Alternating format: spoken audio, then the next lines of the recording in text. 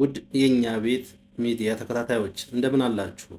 ዛሬ ደግሞ በሰሞኑ በቲክቶክ በማህበራዊ ሚዲያ ስላጨናነቀው መምህር ዳኒ በሚል መለያ ስሙ ሙሉ ስሙ ደግሞ ዳኛቸው ሻምበል የተባለ ወጣት ስለ ፊዚክስ አስተምህሮ የተናገረውን በቪዲዮ በቲክቶክ ቀርቦ የነበረው ላይ ኔጌቲቭም ፖዘቲቭም ትችቶች ማስተናገዱ ይታወቃል። የፊዚክስ ሰው የሆን አንድ መምህር ደግሞ ለሱ አንድ ማብራሪያ ሰጥቷል። ማብራሪያው እንደሚከተለው ይቀርባል። እናንተም የራሳችሁን ትዝብት መጻፍ ትችላላችሁ። ማስተማር መማማር ቀላል አይደለም። የመምህር ዳኒ ፊዚክስ ይላል ጸሐፊው። ፊዚክስ ደስ የሚለው የራሱ የሆነ ያረዳድና ማስተማር ዘዴ ያለው። በተለይ ፍሪ ቦዲ ዲያግራም፣ ፍሪ ሃንድ ስኬች ኤንድ ማትማቲካል ኤክስፕሬሽን የምንላቸው አንዳንዶቹ ዘዴዎቹ ናቸው። ይህንን ሳንከተል እንደ ታሪክ እናውራው ካልን በተለይ ፊዚክስን አሟልተን ልንገልጸው አንችልም። አገላለጹ ተግባራዊነቱ የሚገለጸው በተግባር ስለሆነ በዚህ ረገድ ካየነው የመምህር ዳንኤልም ሆነ ይሄኛው ገለጻ የተነሳውን ርዕስ በተሟላ መልኩ ገልጸውታል ማለት አንችልም። ዳኒን የወደድነው ልጆች ፊዚክስን እንዲወዱት አድርጎ ለማቅረብ የሄደበትን ብልሃት እንጂ በፊዚክስ አገላለጽ ካልንማ ብዙ ተሟልተው ያልተገለጹ ነገሮች አሉት። መምህር ዳኒ አሁን ባለን የማስተማር ሕግ መደበኛ ትምህርት መስጠት የሚያስችል የብቃት ማረጋገጫ የለውም። ማስተማርን በስርዓተ ትምህርት የይዘት፣ የስልት፣ የጊዜ፣ የዓላማ፣ የግምገማ መስተጋብር ከሽኖ በማስተማር ብቃት ተፈትሾ አላለፈም። በእርግጥ አንድ ትምህርት ቤት ላይ በመምህርነት ተቀጥሮ እንዳስተማረ ከገለጻው ለማወቅ ተችሏል። እንዴት ያ ትምህርት ቤት የብቃት መፈተሻ ሳይኖረው እንዴት እንደቀጠረው ግልጽ ባይሆንም መደበኛ ባልሆነ መልኩ ማስተማር ይችላል። ነገር ግን በመደበኛ እንዴት እንዳስተማረ እኛም ግልጽ አይደለንም። ይህንን ያህል ከወላጆች ለይቶ 24 ሰዓት የተወሰኑ የትምህርት አይነቶች ላይ ልጆችን የማስጨነቅ እንዴትነትም ትምህርት ሚኒስቴርና የስነ መማማር ሊቆች ብዙ ሊሉ ይችላሉ። ጊዜ አንዱ ባለም የምንወዳደርበት መስፈርት ነውና እነዚህ ልጆች አልፈው ዩኒቨርሲቲ ሲገቡ የሚፈተኑበት አንዱ መስፈርት ጊዜ ነው። ብዙ ኮርሶች ራሳቸውን ችለው በአጭር ጊዜ ይወሰዳሉ። የወጣትነት ወግና ስፖርት ይጠብቃቸዋል። ከትምህርት ውጭ የክበባት የሃይማኖት የስርዓት ተሳትፎ መማማርን ምሉ ለማድረግ ግድ ይላቸዋል። ስለ የህይወት ሙሉ ትምህርት መቅሰም ይጀምራሉ። የቡድንና ፕሮጀክት ስራዎች በጊዜ ገደብ ሰርተው የማስገባት ጋጋታ ይወርድባቸዋል። ከየኮርሱና ሲመረቁ ማሳየት የሚገባቸውን እውቀት በክህሎትና በአመለካከት ሞሽረው በማሟላት ከምረቃ መስፈርቱ ዝንፍ ያለ ማለት ኮሌጅ ብጠሳ ይተጋሉ። ይህንን ሁሉ የኮሌጅ ጉዞ እኩል በተሰጡን ጊዜ አሟልቶ የመገኘት ያለ መስፈርት ማስተማር ስርዓት አለው። በዚህ ጊዜ መስፈርት መሰለኝ ብዙ ኃላፊነት በልጅነታችን ተረክበን ያደግን የገጠር ልጆች በትምህርትም ተወዳዳሪ መሆን የቻልነው የጤንነትና ከአቅም በላይ ችግር ካላጋጠመ በስተቀር በደጋፊና ተጨማሪ ጊዜ ትምህርት ለልጆች አይመከርም። በተሰጣቸው ጊዜና ስርዓት ይማሩ ዘንድ መለማመድ ያለባቸው በልጅነታቸው ነው።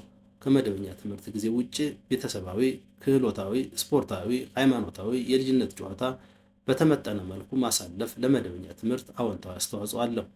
ይህንን እውነታ በልምድም የምንረዳው ቢሆንም በስነ ማስተማር፣ በመማማር ርዕዮት፣ በአስተዳደግ ስነ ልቦና፣ በምዘናና ክትትል የማስተማርና መማማር ስልት በመምህርነት መብሰል ይጠይቃል።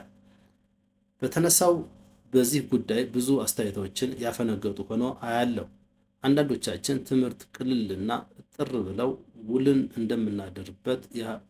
እንደምናድርበት የሀገራችን የአቋራጭ ብልጣብልጥነት እንዲሆንልን እንፈልጋለን። ከብዶን ራሳችንን ለፍተን ካላቀለልነው ምኑን ትምህርት ሆነ። በእርግጥ ያቋረጡትን እና አሊባባ ቢልጌትስ እያጣቀስን በትምህርትና ስርዓት ጠብቆ መማማርን የምናጣጠል የትልቅ ትንሾች እየበዛን ነው። እነዚህ አቋራጮች የከበሩትና ያከበሩት ባላቋረጡት እውቀትና ክህሎት እንደሆነ እንኳን በፍጥነት በማይረዳ እሳቢያችን ማፈር አልቻልንም። ማስተማርና መማማር ይህንን ሁሉ መስተጋብር የማሳለፍ ትዕግስትና ብልሃት ይጠይቃል። ፊዚክስም የራሱንና ከሌሎች አቻ የትምህርት አይነቶች የተዋሳቸውን ስልቶችና ስነ ምግባሮች ቀምሮ ከዚህ የመማማር ብልሃት አይወጣም። ዳኔ ደግሞ ያወቃትን የመግለጽ ትጋቱና ተፈጥሯዊ ሀብቱ በስተቀር ይህንን ስልትና የማስተማር ሙያ ገና አልጀመረውም። በማንበብና በማየት ማዳበር፣ ኮሌጅ በመበጠስ ማስመስከር ግድ ይለዋል። አለበለዚያ ረዳት አስጠኝ ከመሆን የዘለለ እድሉ የጠበበ ይሆናል። ትጋቱንና ተፈጥሮውን እያደነኩ ቀድሜ በውስጥ መስመር የለገስኩት የአክብሮት መልእክቴ ይህንን ክፍተት እንዲሞላ በማከልም ጭምር ነው። የዳኒን ድንገቴ ተሰሚነት በመጠቀም በሁለት ጽንፍ በማከራከር ገበያ መፍጠር የቋመጣችሁ የዲጂታል ነጋዴዎች ከስራችሁ አይቀር ጠለቅ ያለ ሙያዊ እይታ ላይ ብታተኩሩ መልካም ነው እላለሁ። የእኛ ዲጂታል ሚዲያ ተሳዳቢና የእውቀት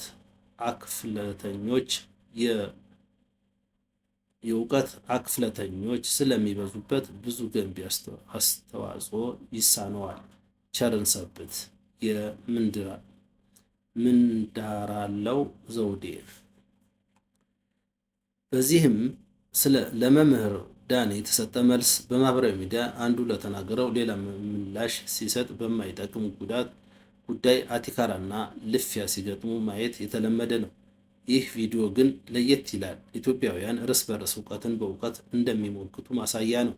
እንዲህ በእውቀት እየተራረሙና እየተሞጋገስን የሀገራችንን ሚዲያና የትምህርት ደረጃ እናሳድገው።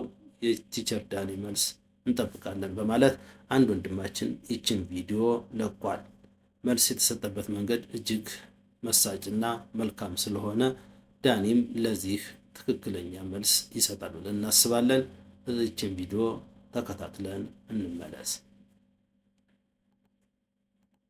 ስለሌለ ነው ይሄ ኦብጀክት ራሱ እንደ ተቀመጠ እንደ ቆመ የቀረው። አንድ የሚንቀሳቀስ አካል ደግሞ ኃይል እስካላረፈበት ድረስ እየተንቀሳቀሰ ይቀራል። አንድ የሚንቀሳቀስ አካል ኃይል እስካላረፈበት ድረስ እየተንቀሳቀሰ ይቀጥላል ይላል። እየተንቀሳቀሰ ይቀጥላል ማለት ምን ማለት ነው? በአንድ አይነት ፍጥነት ይንቀሳቀሳል ወይስ ፍጥነት እየጨመረ ይንቀሳቀሳል ወይስ ፍጥነት እየቀነሰ ይንቀሳቀሳል? እዚህ ጋር ያለው ገለጻም ግልጽ አይደለም። አንድ የሚንቀሳቀስ አካል እየተንቀሳቀሰ እንዲቀጥል ለማድረግ ሲጀመር ፎርስ ያስፈልጋል። ለምሳሌ አውሮፕላን መውሰድ እንችላለን። አውሮፕላን ከኢንጂኑ የሚወጣው ፎርስ ወደፊት እንዲወስደው ያደርጋል። በዛኑ ልክ ደግሞ ኤር ሬዚስተንስ የአየር ግፊት ደግሞ አለ። እነዚህ ሁለቱ ፎርሶች እኩል በሚሆኑበት ጊዜ እንቅስቃሴው አለ፣ ግን ፍጥነቱ ተመሳሳይ ፍጥነት ሆኖ ይቀጥላል ማለት ነው። አንባላንስ ፎርስ ወይም ያልተመጣጠነ ፎርስ ዜሮ ነው ማለት ነው። ካንስል አውት ያደርጋሉ። ለምሳሌ ይቺን ቾካውን ብንመለከታት ዝም ብለን የምትሄደው አትቆም፣ ኃይል ካላረፈባት በስተቀር። ቾክ ተወርውሮ ፍጥነቱን ቀንሶ ሲቆም አይተናል። ይሄ ምሳሌ ሊሆን የሚችለው ለኒውተን ሰከንድ ሎው ነው። ለምን ቾኩ አንዴ ተወረወረ፣ ፎርስ አፕላይ አርጎ ወረወረው። ከዛ በኋላ የአየር ግፊት አለው፣ በአይናችን የማይታይ የአየር ግፊት አለ። ያ አየር ግፊቱ አንባላንስ ፎርስ ነው።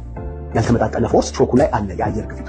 ያ ያልተመጣጠነ ፎርስ መኖሩ ወደ ኒውተን ሰከንድ ሎው ይወስደዋል፣ የሚያመጣን የፍጥነት ለውጥ እንዲያመጣ ያደርገዋል። ለዛም ነው ቾኩ ፍጥነቱን እየቀነሰ እንዲቆም ያደርገው እንጂ ይሄ የቾኩ ምሳሌ ለኒውተን ፈርስት ሎው ሊሆን አይችልም ማለት ነው። እንቅስቃሴዎች ላይ ፎርስ የለም ማለት አንችልም። ፎርስ አሉ፣ ኢፌክቱን ነው የምናየው እንጂ ፎርሱን ራሱ በአካልም ባናየው። ሆሪዞንታሊም ፎርስ አለ፣ ቨርቲካሊም ፎርስ ይኖራል። ቨርቲካሊ ካሰብን እኔ ራሴ እንደዚህ ቆሜ የመሬት ስበት ግራቪቴሽናል ፑል አለ፣ እንደገና ደግሞ ከመሬት ወደ እኔ የሚገፋኝ ደግሞ ሪአክሽን ፎርስ አለ። ስላልተንቀሳቀስኩ ፎርስ የለም ማለት አይደለም። በሚንቀሳቀሱም ኦብጀክቶች ሊሆን ይችላሉ። መኪናንም ብንወስድ ለምሳሌ ወደፊት የሚገፋው ከኢንጂኑ የሚወጣ ድራይቪንግ ፎርስ ወይም ትረስት አለ። በዛው ደግሞ በተቃራኒ አቅጣጫ ደግሞ የአየር ግፊት ኤር ሬዚስተንስ ወይም ደግሞ ድራግ አለ። እዛው መኪናው ላይ ደግሞ ቨርቲካሊ የስበት ኃይል ፎርስ ኦፍ ግራቪቲ፣ እንደገና ደግሞ የሪአክሽን ፎርስ ከመሬቱ መኪናው ወደ ላይ ደግሞ የሚገፋው ሪአክሽን ፎርስ አለ። መኪናው ከተንቀሳቀሰም በኋላ ፎርስ የለም ማለት አይደለም። ፎርስ አለ። ከኢንጂኑ የሚወጣ ፎርስማ ባይኖር መኪናው ፍጥነቱን ቀንሶ ይቆማል። ያው ኒውተን ሰከንድ ለሆነ ማለት ነው። ሞተር አጥፍተን ቁልቁለት ላይ መኪናን ብንገፋ የክብደቱ አካል የሆነው ወደ ታች ቁልቁለቱን ይስበዋል። አምባላንስ ፎርስ ይፈጥራል። ያልተመጣጠነ ፎርስ ካለ ደግሞ ፍጥነትን መጨመር ወይም መቀነስን ያመጣል። ያ ደግሞ ኒውተን ሰከንድ ሎው ነው እንጂ የኒውተን ፈርስት ሎው ጋር አይገናኝም ማለት ነው። ፎርስ በሚንቀሳቀሱ ኦብጀክት ላይ በማይንቀሳቀሱ ኦብጀክት ላይ አለ። በየት አቅጣጫ የሚለውን ለይተን ግን ማወቅ አለብን። ቨርቲካሊ ነው ሆሪዞንታሊ። ይህ ወንድማችን እንግዲህ ለዳኒ ምክረ ሀሳብ ሰጥቷል። በፊዚክስ ዙሪያ ዳኒም የሚወስዳቸው አጠቃላይ ሙያዊ ክህሎቶች እንደሚያስፈልጉትና ዳኒም በዚህ ዓመት ቀጣይ አዲስ አበባ ዩኒቨርሲቲ ዲግሪውን እንደሚቀጥል በዚሁ በሰይፉ ሾው ለመናገር ሞክሯል። እኛም መልካም ጊዜ ይሁንላችሁ። ከመሰዳደብና ከመተቸት በላይ ሐሳብን በሐሳብ ስህተትን ማረምና መደጋገፍ ያስፈልጋል እንላለን። መልካም ጊዜ